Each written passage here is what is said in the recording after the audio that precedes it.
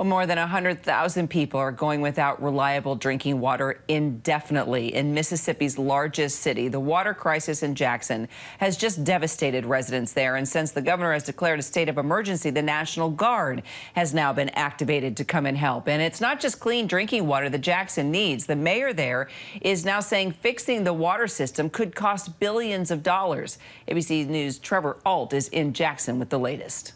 The urgent rush for water in Jackson, Mississippi, with a state of emergency declared. Come on down, baby. Come on down. Thousands lining up at distribution sites, 1 pack of bottled water per vehicle, as their taps at home have run dry. We want some clean water to drink like everybody else. It's hard. It's rough on us right now. At this location, some lined up 2.5 hours early. Those 600 cases gone in 90 minutes, a half-mile line of cars left empty-handed. I have said on multiple occasions that it's not a matter of if our system would fail, but a matter of when our system would fail. Last week's historic rainfall and subsequent flooding accelerated that inevitable failure, but the city had already been under a boil water advisory because of harmful contaminant levels. Deion Sanders, the coach of the Jackson State football team, speaking out about his players getting through the situation. But right now, we're operating in crisis mode. I got to get these kids off campus, make sure all our kids are fed, and all our kids have the necessities of life for the next several days until this crisis resides.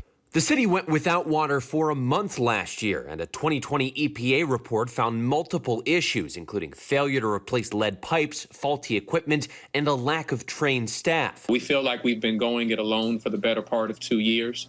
The crisis also putting a spotlight on systemic infrastructural racism, as Jackson's population is more than 80% black. The whole city is suffering at some point in place. Regardless of the demographic makeup, we're all feeling the brunt of it in some type of way.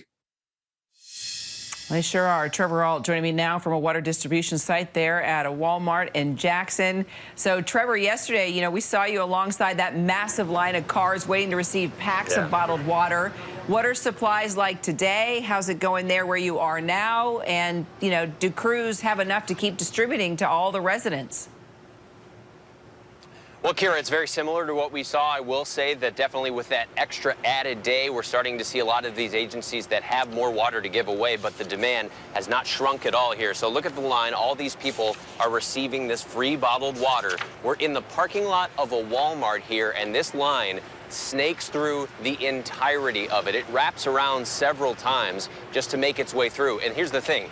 They've been giving away water here for hours. So if you look over to the right, you see this giant truck that we're showing you here? This is the second one that they brought in today. They had one earlier that was filled with 19 pallets of bottled water. They gave the whole thing away.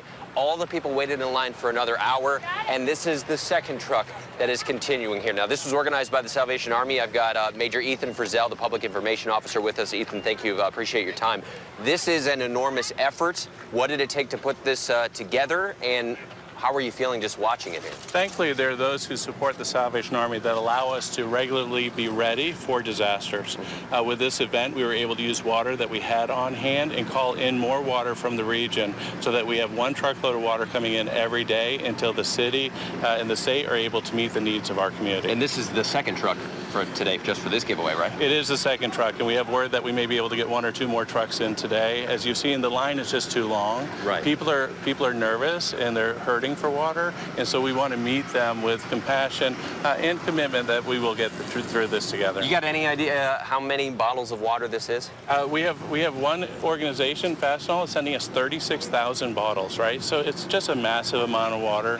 But the real hardship is our families that are having to take that home and live out of bottles. Right. And so we're so thankful for those who provide water for us, but also those who partner with us to help the water get to the community. Right. Of course, living off of it is more than drinking it. It's brushing your teeth, it's just bathing, everything like that.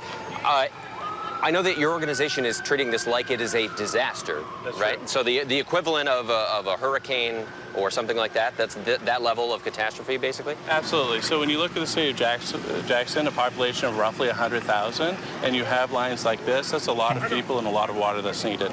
The Salvation Army is working with other organizations we know that are giving out water as well, but it's really just making sure that people have security with basic human needs as we would in a disaster. I mean, when you talk to these people, like they are desperate for this water. I know that you know that. Are you confident that your agency can keep this up when the officials are saying they don't know how long it's going to be necessary? Absolutely not. One of the things that we're very sure of is that when it comes to a disaster without a timeline is not to speak in confidence of because we don't know when it ends, right? We're hoping, and we know that the community is bringing in more truckloads of water. We're hoping that the city water works. Yes. But whereas the city's been under boil water advisory, we will serve all the resources that are received. But unfortunately, this need is great and may continue for a period. All right, and it's a massive effort, but it certainly is a massive demand. Ethan Frizzell, we really appreciate your time. And Kira, I know that you've seen all of these vehicles, one after another. It seems as quickly as one comes up and receives these free bottles, another one gets in the back of the line here, and we've easily got hundreds more that are snaking through. So this is, it is a monumental effort. It is massive teamwork. It's a city that is banding together, but certainly it is a city in need, Kira.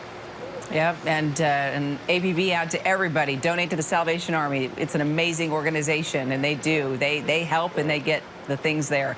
Trevor, we'll stay on the story with you every day. Thank you so much. Hi, everyone. George Stephanopoulos here. Thanks for checking out the ABC News YouTube channel. If you'd like to get more videos, show highlights, and watch live event coverage, click on the right over here to subscribe to our channel. And don't forget to download the ABC News app for breaking news alerts. Thanks for watching.